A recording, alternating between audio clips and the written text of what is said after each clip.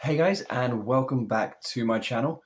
So, this is my kind of thoughts on the Chelsea nil, Brentford 2 match.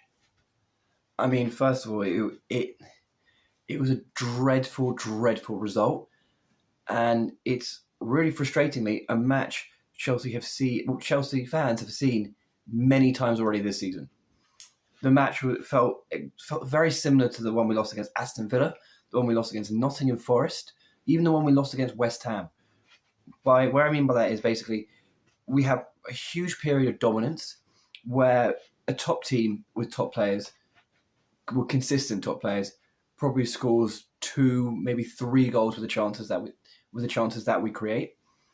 But for some reason, we just can't put the ball in the back of the net again.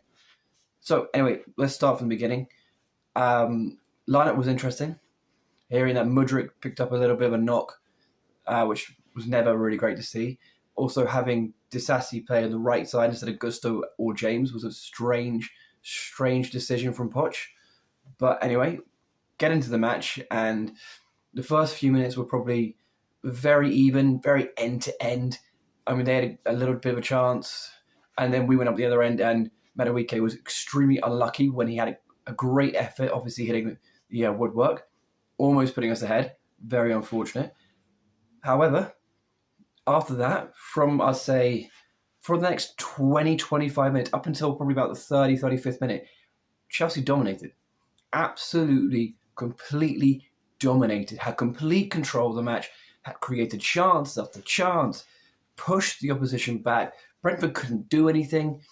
And it's one of the most frustrating things about this squad at the moment is we can create so many chances, but we still are just not consistently putting these easy opportunities away. I mean, once again, Cole Palmer was probably our best player on the pitch. Again, could easily have had a couple of assists. Probably should also have had a goal. But I mean, we'll start with his assist. Or should have been assist. Great little ball, dinks over the top, beat both the Brentford players. Literally could not have done a more perfect pass into the path of Cucurella. I mean, I know that it's his weak foot, but come on. I get that it's his weak foot, but a professional footballer of this level, or which any professional footballer, should be able to score with their weak foot from 6 yards out. I mean, that was poor. It was shocking, and that was probably just the tale of Chelsea's match. Easy opportunity, and then Chelsea just somehow don't score. And obviously, not that long after, Sterling should have had a penalty. It should have been a penalty. Sterling again wasn't great in that match, but again he should have had a penalty. But anyway, we can't rely on penalties to beat teams like Brentford. We should be able to beat them without the need of a penalty, especially when we create this many opportunities and we had that much domination for about 20, 25 minutes. And then the closer and closer it got to half time, the more and more I kept thinking, if Chelsea do not score in this first half, we will probably lose.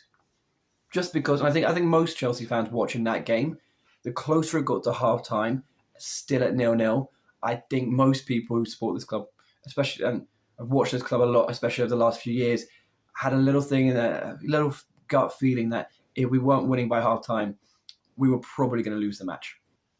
And then we get into the second half, and you could kind of see it coming. You could kind of see their goal coming, especially considering not that long beforehand, they probably should have scored when they had another great ball in the box. Should probably have scored that, but Sanchez made a brilliant save. But for their goal, it's shock. It's really bad defending.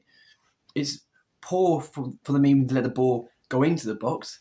And then you have Thiago Silva shouting at his teammates behind him because obviously he's occupied with one or two defenders in the centre. He's shouting at Disasi to try and mark the players behind him. And Disasi, I don't know what that clearance was. I don't know what that attempt was. It was just, I have no idea what he was trying to do. But anyway, they score obviously. And then, I mean, to be fair, Chelsea almost could probably have scored again. We probably should have scored an equaliser. Palmer had a chance. But again, we just didn't take these chances.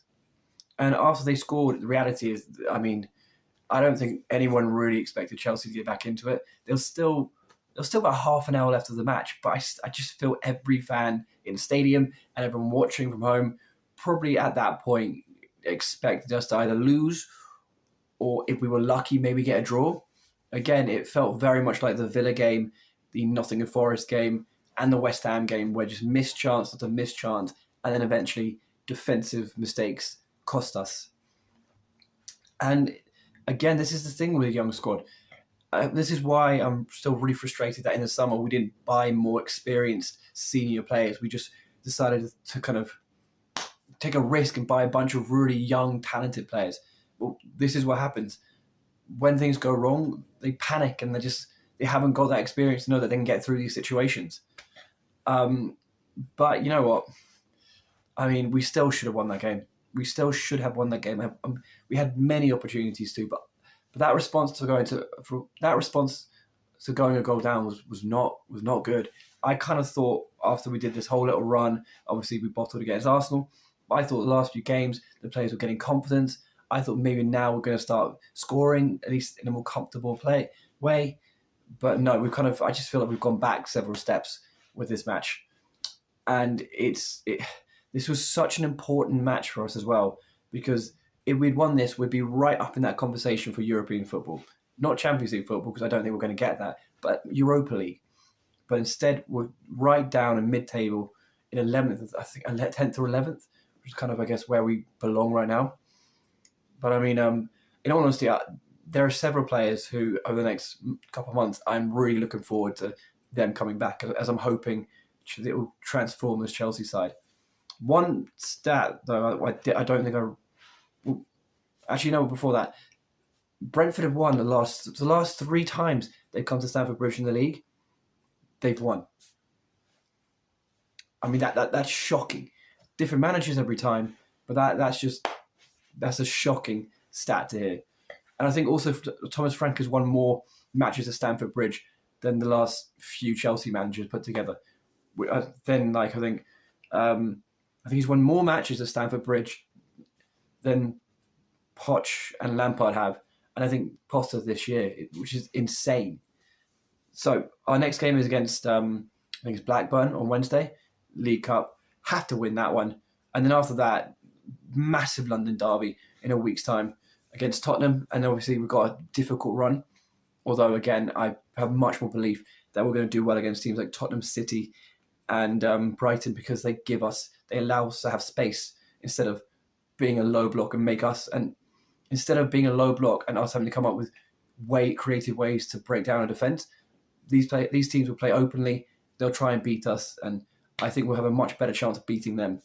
So anyway, guys, I will see you all on Wednesday. And again, if you enjoyed this video, feel free to like, comment, and subscribe. And I'll see you on Wednesday evening when hopefully we have beaten Blackburn.